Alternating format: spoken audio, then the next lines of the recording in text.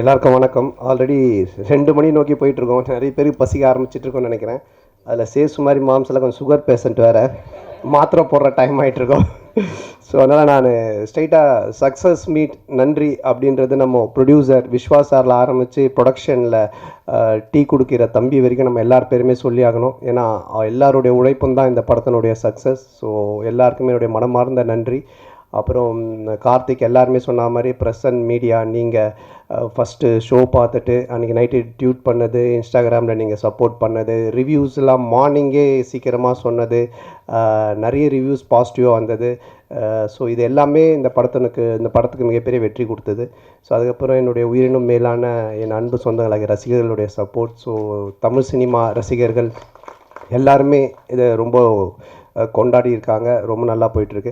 அப்புறம் இந்த படத்துக்குடைய மிகப்பெரிய வெற்றிக்கு காரணம் இங்கே உட்காந்துட்ருக்க எல்லாருமே தான். தனித்தனியாக எல்லாரும் பேரும் சொல்ல முடியாது. ஏன்னா நான் ஆஸ் எ ஹீரோவாக அந்த கேரக்டரை நான் ட்ராவல் பண்ணி போயிட்டுருக்கும்போது இவங்க அவங்களுடைய ஜாப் ரொம்ப நல்லா பண்ணாங்க. இவர்கிட்ட ஆரம்பித்து சார்ட்ட ஆரம்பித்து இங்கே உட்காந்துட்ருக்க எல்லாருக்கிட்டுமே நம்ம சொல்லலாம். ஸோ இவங்க எல்லாரும் நடித்து ஆடியன்ஸை கவர் பண்ணாதான் இந்த படத்தினுடைய மிகப்பெரிய சக்ஸஸ், என்னுடைய நடிப்பை விட. ஸோ அவங்க எல்லாருக்குமே என்னுடைய மனமார்ந்த நன்றியை நான் தெரிவிச்சுக்கிறேன்.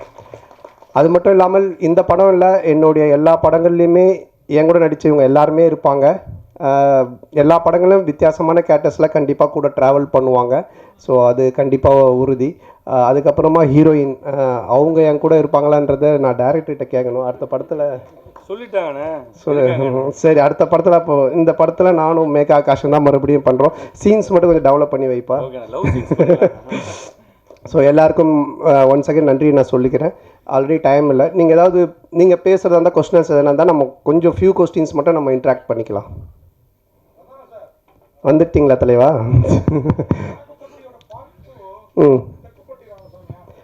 இல்லை, தெற்குப்பட்டி தென்ராசு அப்படின்னு சொல்லி நாங்கள் ஒன்று யோசித்து வச்சுருந்தோம். ஆக்சுவலாக வடக்குப்பட்டியிலேருந்து அந்த சைடு போயிட்டோன்னு. பட் இப்போது அதை விட வேறு ஒரு ப்ராஜெக்ட் போயிட்டு இருக்கிறதுனால இது கண்டிப்பாக பண்ணுவோம். இல்லை, அது நீங்கள் பார்க்குறவங்க தான் முடிவு பண்ணிக்கணும். ஆத்திகராக பார்த்தீங்கன்னா இது ஒரு ஆத்திகர் படமாக தெரியும், நாத்திகராக பார்த்தீங்கன்னா இது ஒரு நாத்திகர் படமாக தெரியும். ஏன்னா மக்கள் ரெண்டுமே மிக்சடு, எல்லாருமே கலந்து சினிமா என்ஜாய் பண்ணுன்றதுனால அப்படி ஒரு கிளைமேக்ஸ் தான் டைரக்டர் வச்சுருக்காரு. நீங்கள் ஆத்திகரா நாத்திகரா? அப்போ சாமி படம் தான். சொன்னானே சார். அதே மாதிரி ஹீரோயின் உங்கள் படம் எல்லாத்துலேயுமே பிரமாதமாக இருப்பாங்க, இந்த படத்துலையும் பிரமாதமாக இருக்காங்க. ஆனால் அவங்களோட ஒரு நல்ல ஒரு டூயட்டோ இல்லை லவ் சீனோ இல்லை. அதை இப்போ கேட்டிங்க. அடுத்த படத்தில் இந்த படத்தில் காமெடி எல்லாமே எக்ஸ்ட்ரானரி ஜனரஞ்சகமாக பிரமாதமாக இருந்தது. அந்த விஷயம் எங்களோட அந்த ஃபீலிங்கையும் புரியல. இல்லை, உங்களுக்கு இது நான் எழுதி கொடுத்து கேட்ட மாதிரியே இருக்கும். யாருன்னா பார்த்தாங்கன்னா இவன் மனசில் இருக்கிறதெல்லாம் அவன் மூலமாக கேட்காமலன்ட்டு. இல்லை, இப்போ கூட நான் சொல்கிறேன், இந்த காஸ்டியூமும் இந்த ஹேர் ஸ்டைலும் வேறு யாராவது போட்டு வந்தாங்கன்னா நன்னு படத்தில் வர பேய் மாதிரி தான் இருப்பாங்க.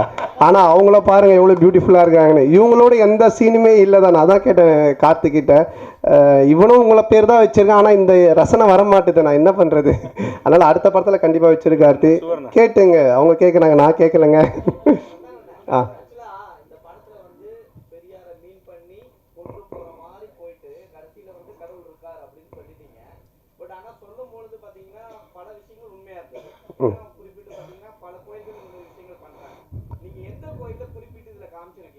அதான் காமிச்சிருக்கேன் கண்ணாத்தா கோவில்.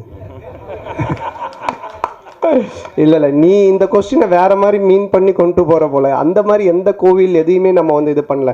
எந்த கோவிலாக இருந்தாலுமே அதை வச்சு கடவுளை வச்சு காசு பண்ணுறவங்க மேலே தப்பு. அதே மாதிரி அந்த கடவுள் நம்பிக்கையை வச்சு அரசியல் பிரச்சனை பண்ணுறதும் தப்பு அப்படின்றது தான் காமிச்சிருக்கோம்.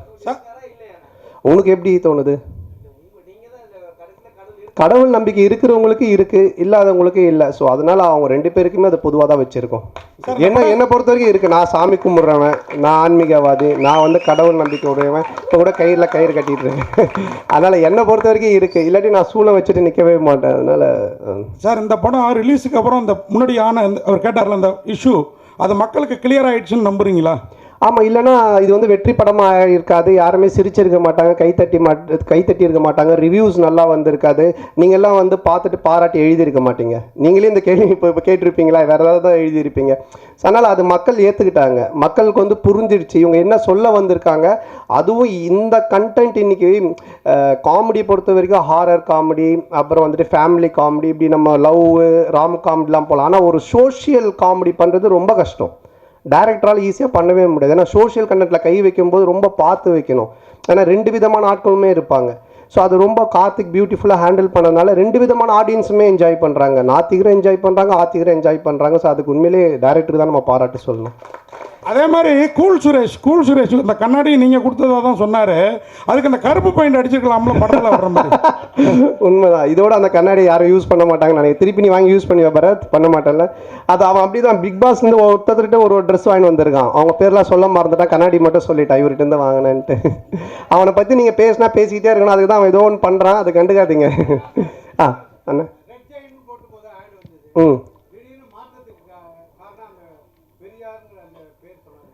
ஆமாம், அது ஃபஸ்ட்டு அந்த ஒரு இஷ்யூ ஆச்சு. அதுக்கப்புறம் அது ஒரு பாலிட்டிக்ஸாக மாறுச்சு. இப்போ நம்ம படம் எடுத்தது எல்லாரும் மறந்து கவலையை மறந்து சிரிக்கணுன்றது அது ஒரு பிரச்சனையாக ஒரு பாலிட்டிக்ஸாக மாறும்போது எதெல்லாம் நமக்கு தேவையில்லை அதை நம்ம ஸ்மூத் பண்ணிக்கணும் அப்படின்றதுக்காக சில விஷயங்களை விட்டுட்டோம் வேண்டான்ட்டு. ஆமாம், அதில் என்னென்ன இருக்கு.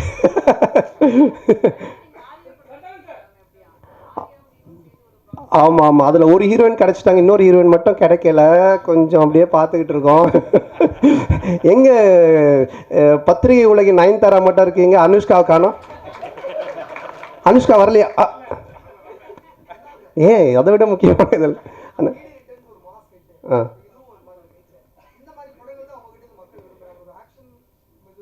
இல்லை, எனக்கு பொறுத்த வரைக்கும் எல்லாருமே இப்போ பார்த்தீங்கன்னா நிறைய பேர் படம் பார்த்துட்டு வாழ்க்கையில் ரொம்ப இறுக்கமாக இருக்கவங்க, ரொம்ப சோகமாக இருக்கும், ரொம்ப பிரச்சனையே.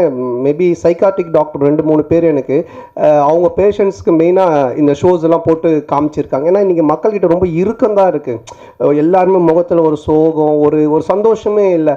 அட்லீஸ்ட் நம்ம கடவுள் ஒரு விஷயத்த கொடுத்துருக்கேன். நான் என்னோட சின்ன வயசில் ஆரம்பிக்கும் போது என் கூட இருக்கிற எல்லாரும் நான் சிரிக்க வச்சுக்கிட்டே இருப்பேன்.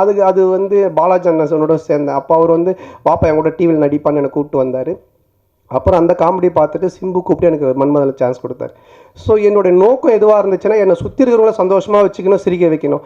அது கடவுள் எனக்கு ஒரு லைஃப் கொடுத்தாரு சினிமான்னு. அப்போது அதை நம்ம செய்யணும் அப்படின்றத என்னுடைய நோக்கமாக இருக்குது. அதை நோக்கி தான் நான் போயிட்டு இருக்கேன். என்னுடைய படங்கள்னால நீங்கள் வந்து சிரிக்கலாம், கவலையை மறந்து என்ஜாய் பண்ணலாம். இது மட்டும் தான். சந்தன சார் இங்கே பாருங்க, உங்களுக்கு லெஃப்ட். சொல்லுங்க சார். படம் ஃபுல்லாக சூப்பராக இருக்குது. ஆனால் வந்து கட் சீன் அதை விட நல்லா இருக்குது. ஏன் அது நீங்கள் இல்லைன்னு சொல்லிட்டு அது கட் பண்ணிட்டீங்களா, இல்லை வந்து டேரக்ட் பண்ண வேலையாது? இல்லை என்னென்னா ஒரு ஃபுல் லென்த் பார்க்கும்போது உங்களுக்கு கதை நகர்ந்து போகும்போது சில சீன்ஸ் ரொம்ப காமெடியாக போயிட்டு இருந்தாலும் கதைக்குள்ளே போனால் கொஞ்சம் லேக் ஆகும். அப்போ அதை வந்து எடிட்டர் அவர் எடிட்டர் சாரா அவர் கையில் இருக்குது, எங்கள் கையில் கிடையாது. அவரே வந்து கட் பண்ணிடுவாங்க. அதுக்கு தான் அவரு வேலையாக கொடுத்து வச்சுருக்காங்க. இல்லைங்க இது காமெடி நல்லா இருக்கு, ஆனால் பட் இங்கே கதை கொஞ்சம் மிஸ் ஆகுதுன்னா அவர் கையில் இருக்குது அந்த கத்திரி. சந்தான சார், அதே மாதிரி முன்னாடிலாம் நீங்கள் ஹீரோவுக்கு நண்பராக வர்றப்போ கூட உங்களையே பார்த்துட்டு இருக்கணும்னு தோணும். இப்போ நீங்கள் ஹீரோ ஆன பிறகு உங்கள் கூட இருக்கிறாங்களா பெஸ்ஸஸ், மாறன், ரவி மரியா சார், கூல் சுரேஷ், இவங்களெல்லாம் அவங்களுக்கும் ஸ்பேஸ் கொடுத்து நடிக்கிற மாதிரி தெரியுது. இந்த மாற்றம் எதனால் எப்போலேருந்து நிகழ்ந்தது? இல்லைண்ணா, இப்போ ஒரு காமெடின்னா அந்த காமெடி நடக்கிறதுக்கு மற்றவங்க சுற்றி இருக்கிறவங்க அதுக்கு ஆக்ட் பண்ணணும், அதுக்கு ஸ்பேஸ் தரணும்.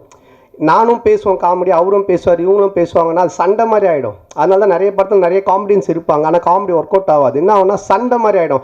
என் மேலே பஞ்சு முடியணும், இல்லை நான் தான் பஞ்சு பேசுவேன், அப்படி அது பண்ணக்கூடாது.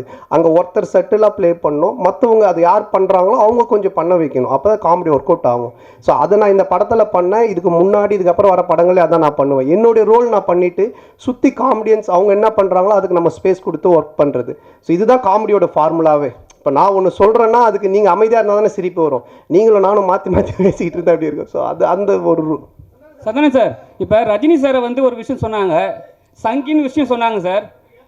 யாருங்க?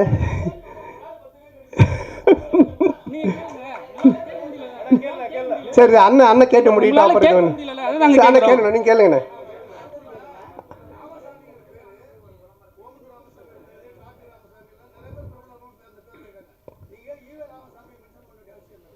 ஈவே ராமசாமி நம்ம எங்கேயும் மென்ஷன் பண்ணலேண்ணே.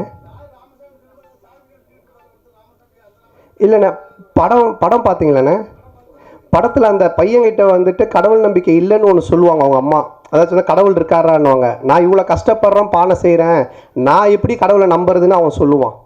அதை தான் அந்த கேரக்டர் கேட்பார், நம்ம ஜம்புலி ஜெகன் கேட்பாங்க. இது வந்துட்டுண்ணே நம்ம வந்து இல்லைண்ணா, இப்போ வந்துட்டு நீங்கள் குப்புசாமி, கந்தசாமி என்ன பேர் வேணாலும் வைக்கலாம் நம்ம படத்தில். ராமசாமி, வடக்குப்பட்டி ராமசாமின்னு வச்சதுக்கு காரணம் என்னென்னா, டைரக்டர் வந்து கவுண்டமணி சாரோட ஃபேன், நானும் அவருடைய ஃபேன். டிக்கி லோனான்றது அவரோட டயலாக்கு. அதே மாதிரி வடக்குப்பட்டி ராமசாமின்றது கவுண்டமணி சாரோட டயலாக். இதுக்கப்புறம் நானும் ஆர்யா நடிக்க போகிற படத்துக்கும் கவுண்டமணி சார் டயலாக் தான் வச்சுருக்காங்க. இதே இந்த ஒரு டயலாக் வராமல் இந்த நான் சொன்ன இந்த காரணங்கள்லாம் இல்லாமல் திடீர்னு நீங்கள் ராமசாமின்னு ஏன் வச்சிங்கன்னு கேட்டிங்கன்னா அது சரியாக இருக்கும். அண்ணா ஒரு கொஸ்டின் தான் சொன்னீங்க, 4 கொஸ்டின் கேட்டுங்கிறீங்க சார். அண்ணா இங்கே பாருங்க, அண்ணா இங்கே பாருங்க. இல்லை அண்ணா ஒரு நிமிஷம் முடிச்சார் சார். அண்ணா உங்கள் பேர் என்னண்ணே?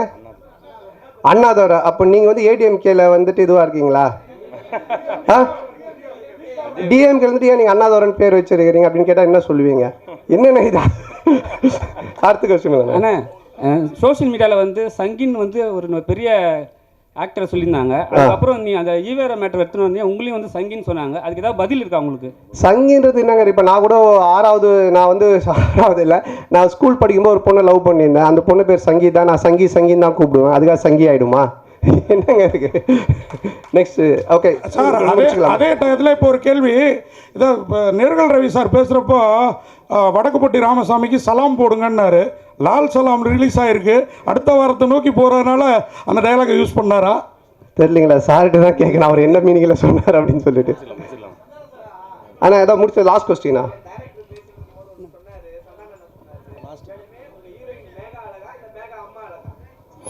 மேகா அம்மா அழகுன்னு யார் சொன்னது? நானா டைரக்டரா?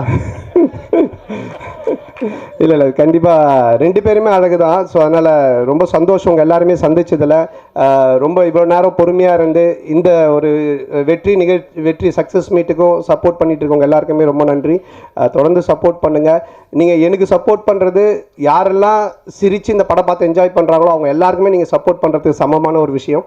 ஸோ எல்லாருக்குமே என்னுடைய மனமார்ந்த நன்றி. தேங்க்யூ.